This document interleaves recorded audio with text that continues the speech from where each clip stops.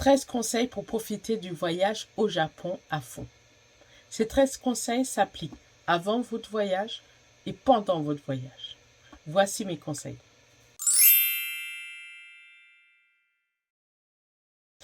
Premier conseil, faites vos bagages de façon pratique. Le Japon est un pays intéressant et je suis sûre que vous aimerez amener beaucoup de souvenirs. C'est pour ça qu'il faut que dès le départ, vous faites vos bagages de façon pratique. Pratique, cela veut dire quoi? Cela veut dire amener des chaussures confortables, parce que vous allez beaucoup marcher, mais surtout des chaussures que vous avez une possibilité d'enlever facilement. Parce qu'au Japon, il est courtois d'enlever ses chaussures dans beaucoup d'endroits différents. Donc plus vous aurez des chaussures sympas à enlever et confortables pour pouvoir marcher, plus ce sera pratique. Et si vous n'aimez pas marcher pieds nus, n'oubliez pas les chaussettes. Ce vous sera très utile lors du séjour. Prenez des choses qui vont en fonction des saisons pour les habits. Si vous prenez des vêtements avec le style oignon, c'est-à-dire que s'il fait chaud, j'enlève une couche, s'il fait froid, j'ajoute une couche, ce sera plus facile pour vous de faire la valise.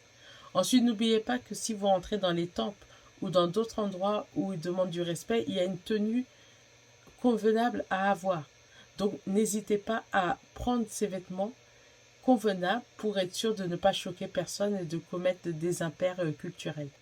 Et si vous avez des médicaments, n'oubliez pas qu'il faut que vous les preniez sur vous, à la main, et selon la quantité que vous avez peut-être une déclaration en douane à faire.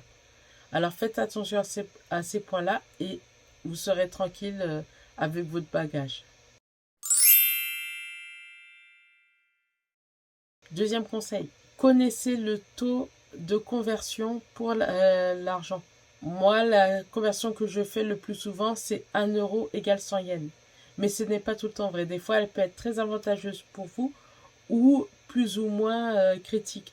Donc, vérifiez bien le taux de change pour que lorsque vous changerez la monnaie ou que vous retirez l'argent, vous en profitez pleinement pour pouvoir dépenser plus pour vos souvenirs ou vos activités.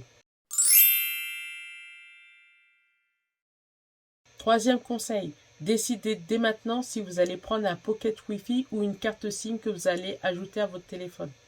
L'avantage de la carte SIM, c'est qu'elle sera directement dans votre téléphone et vous aurez plus de facilité à pouvoir vous connecter. L'inconvénient, c'est que vous ne savez pas, même si votre téléphone il est débloqué, s'il sera compatible. Par contre, si vous avez un pocket Wi-Fi, ça va vous permettre d'avoir une seule connexion pour plusieurs personnes ou même, selon certains modèles, en faire une batterie de sauvegarde. Alors, si vous prenez un pocket Wi-Fi ou une carte SIM, décidez-le avant de partir. Personnellement, j'achète ma pocket Wi-Fi de façon personnelle car comme j'ai beaucoup voyagé, j'en ai acheté une pour moi. Elle me sert de batterie portable. Elle me permet de me connecter dans différents pays du monde, pas qu'au Japon, et d'avoir la connexion dès que je sors de l'avion. Donc, décidez si vous devez acheter un pocket Wi-Fi ou une carte SIM. Quatrième point, apprenez des phrases basiques en japonais.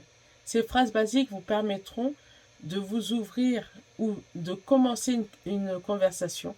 Même si elle ne sera pas parfaite, ça permettra de donner un premier contact et les Japonais seront contents de voir l'effort que vous avez fait pour apprendre la langue. Donc connaissez les mots comme pour bonjour, konnichiwa, konbawa pour le bonsoir, merci, arigato. Vous pouvez ajouter arigato gozaimasu ou domo arigato gozaimasu. Pour le plus simple, si vous avez du mal à vous en rappeler, vous pouvez vous contenter de arigato. Ça marche, ça reste poli, c'est encore correct. Vous avez aussi le mot pour désolé, excusez-moi, sumimasen. Sumimasen a différentes significations selon les situations. Mais celui que vous allez utiliser vous aidera à entamer une conversation, à couper la conversation des gens pour pouvoir leur poser une question, les interpeller. Donc utilisez bien sumimasen. Et si vous voulez vous excuser de quelque chose de très grave, dites gomen nasai. C'est une forme correcte, formelle, et ça vous permettra de pouvoir aller plus loin pour vous exprimer. Attention, voici une phrase que vous devez connaître. Où sont les toilettes? En japonais, cela se dit Toire wa doko desu ka? Toire wa doko desu ka? En utilisant cette phrase, si vous enlevez toilet qui veut dire toilette, vous pourrez demander différents lieux. Et si vous n'avez pas le vocabulaire pour les lieux, n'hésitez pas à télécharger le guide. Le lien sera dans la description qui vous permettra d'ajouter des mots en plus avec cette phrase. Nani nani nani wa doko desu ka? Où est la chose? Comme ça, vous serez tranquille et vous trouverez votre destination. Cinquième conseil, comment faire pour vous déplacer? Le système japonais est assez simple quand on le comprend, ce qui est logique. Mais surtout, pour le comprendre, vous devez savoir aussi du point d'origine de votre parcours et la destination. Quand vous allez connecter ces points-là, vous saurez exactement qu'est-ce que vous allez faire. Le premier que vous devez absolument chercher, c'est celui de l'aéroport jusqu'à l'endroit où vous allez dormir. Connaissez ce point. Le système est fait avec des couleurs. Donc, je vous mets un bonus en plus dans ce conseil. C'est que les stations ont leur nom en façon romaine, donc la façon qu'on écrit. Sont aussi en hiragana. Donc, si vous voulez apprendre quelques hiragana, vous pouvez. Elles sont aussi avec les kanji. Donc, vous pouvez facilement les identifier avec les prospectus ou les pubs que vous avez pour la destination. Mais elles ont aussi une lettre et des chiffres. Donc, pour votre destination, avec tous ces points-là, vous pouvez trouver votre chemin. Et pour le prix, si vous avez acheté un ticket ou une carte ou un pass, ça vous facilitera les choses. Sixième point. Sur le transport encore, comme vous savez où est votre destination, vous risquez moins de vous tromper. Donc, n'hésitez pas à demander au comptoir d'accueil qui va vous aider à vous orienter et de trouver le bon ticket. Donc, sachez bien où vous allez. Surtout quand vous sortez de l'aéroport pour votre premier stop. Parce que selon l'heure à laquelle vous arrivez, vous allez peut-être avoir un vol très tôt qui arrive très tôt ou un vol qui arrive très tard. Ce serait bête de vous perdre et de perdre les minutes précieuses de sommeil qui vous permettront de commencer bien votre séjour. Ou sinon, de commencer très tôt vos vacances. Ça poserait beaucoup de problèmes. Donc, connaissez bien votre destination. Septième point. Dans la mesure du possible, prenez-vous une carte Suica. La première, c'est que ça fera votre premier souvenir du Japon.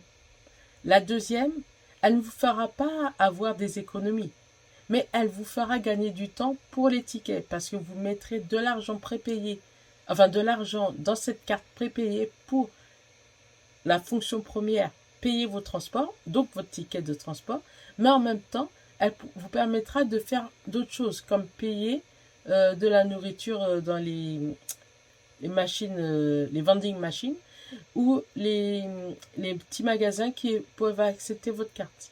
Donc, dans la mesure des possibles, prenez-vous une carte prépayée. Huitième conseil. Si vous avez beaucoup de bagages, n'hésitez pas à utiliser le programme pour envoyer vos bagages directement à l'hôtel ou, selon le programme que vous avez choisi et le prix que vous allez payer, les mettre directement même dans vos Airbnb ou dans les hôtels. Ça vous permettra de commencer vos voyages de suite et de pouvoir vous déplacer. Par contre, n'oubliez pas, si vous décidez d'utiliser ce programme, n'oubliez pas que vous pouvez aussi les recevoir le lendemain de votre arrivée. Donc, ayez un petit sac avec vos affaires pour tenir 1 ou 2 jours, même si en général c'est réglé, pour pouvoir ne pas être pris au dépourvu. Il est à savoir que ce service payant est très pratique, que ce soit pour aller à l'hôtel ou de l'hôtel à l'aéroport. Mais n'oubliez pas de vérifier si votre hôtel accepte de recevoir vos bagages sans que vous ayez déjà fait le check-in. Sinon, ça posera problème pour la réception de vos bagages. Neuvième point, attention à vos chaussures. Il y a différents endroits, que ce soit les châteaux, les bars izakaya ou d'autres restaurants, qui n'acceptent pas que vous y entrez avec vos chaussures aux pieds. Vous devriez les enlever. C'est la raison pour laquelle vous devez toujours avoir des chaussures faciles à enlever. Et si vous vous baladez sans chaussettes, je vous conseille d'en prendre avec vous dans votre sac et de les mettre quand il y aura besoin. Ce sera plus agréable pour vos pieds, surtout que vous aurez marché énormément. Et si vous ne savez pas si vous devez enlever vos chaussures ou pas, faites-le. Faites le premier pas, sans jeu de mots. Faites-le, et si ce n'est pas le cas, la personne qui vous accueille vous le dira. Comme ça, il n'y aura pas de problème et vous pourrez profiter de ce que vous êtes venu faire. 10e conseil, c'est peut-être pas très flagrant pour nous, mais ne donnez pas de pourboire. Le service à la japonaise fait en sorte que ce soit un service qui donne sa réputation de donner tout pour eux, de faire ce qui est bien. Ce qui est logique dans différentes cultures, mais ils le mettent à une excellence. Leur donner un pourboire peut les offenser. Si vous voulez donner quelque chose, il y a parfois près des caisses une petite boîte qui dit que vous pouvez faire des dons. N'hésitez pas à donner. Ou sinon, vous utilisez la phrase qui leur permet, par exemple, dans les restaurants, de savoir que vous avez apprécié, la phrase « Gochiso sama deshita ». Cela veut dire que vous avez apprécié le repas. Rien que leur dire, ça leur fera plaisir. Surtout si vous ne parlez pas japonais. 11e conseil. Ayez du cash sur vous. Même si vous pouvez facilement payer avec une carte de crédit, que ce soit de débit ou de crédit, ayez de la monnaie. Cela vous aidera si eux, ils ont un problème pour payer avec la carte. Et des fois, ça fait plaisir de faire des transactions avec des espèces. Donc, n'hésitez pas à avoir de la monnaie. La question après est de savoir, selon le taux de change, est-ce que vous allez récupérer cette monnaie avant de partir ou lors de votre séjour. Vous pouvez faire les deux. Je les fais souvent. J'avais un peu de monnaie pour faciliter les premières transactions dès mon arrivée et ensuite je retirais de l'argent pour pouvoir poursuivre ces transactions. Donc à vous de décider, mais surtout, ayez un peu de monnaie sur vous. Il y a énormément d'attractions gratuites au Japon. Profitez-en. Profitez-en même si vous n'êtes pas en mode budget pour faire vos vacances. Profitez-en des attractions gratuites. Elles sont là, elles sont valables pour toutes et vous allez pouvoir profiter. Que ce soit d'un observatoire ou d'un jardin, vous allez profiter de ces attractions gratuites. 13e conseil, utilisez les consignes. Avec les consignes, vous allez pouvoir mettre vos bagages petits, grands ou moyens dans les consignes. Vous pourrez les réserver ou les payer avec votre IC card ou de la monnaie. Mais surtout, ça vous permettra de voyager léger de 1 à 2 jours. Donc, profitez-en bien. Et ça vous permettra surtout, lorsque vous faites des attractions, de ne pas avoir beaucoup de bagages avec vous. Donc, voici 13 conseils que je vous ai cités. 13 conseils auxquels vous allez profiter lors de votre voyage.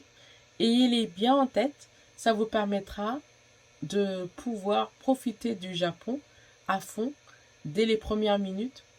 Et sur ce, je vous dis, Osaki ni itekimasu.